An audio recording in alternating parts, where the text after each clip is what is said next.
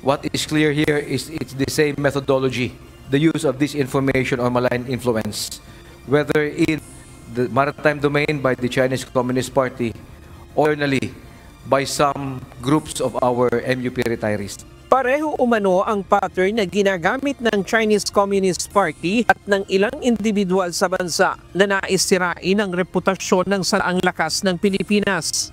Ayon kay Rear Admiral Roy B. Trinidad, tagapagsalita ng Philippine Navy sa issue ng Philippine Sea, kung ang China ay nagpapakalat ng maling impormasyon gaya ng pag-angkin sa ating teritoryo at ang pinagong pagdeklara ng Nature Reserve sa Bajo de Masinloc.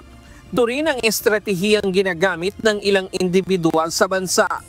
The Chinese Communist Party uses this information or malign influence to advance their illegal claims in the West Philippine Sea.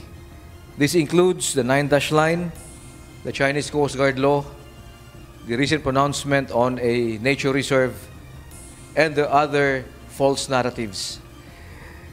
In the domestic scene, the same tool is used by certain persons or groups to discredit the AFP and to erode social cohesion.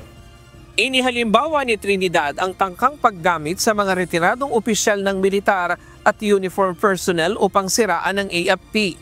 Kaya panawagan niya sa mga retirado na huwag magpagamit sa mga nagnanais lamang na maghasik ng kaguluhan para sa sariling interes.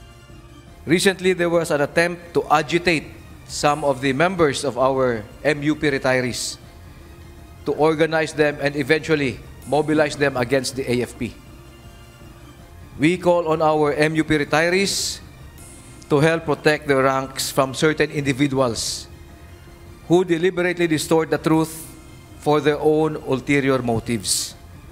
Let us be cautious so as not to become victims of disinformation, whether in the maritime domain or in the internal setting.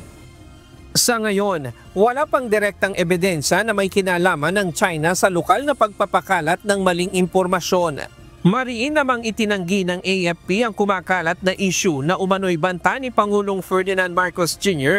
na tatanggalin ang pensyon ng mga retiradong opisyal ng sandataang lakas.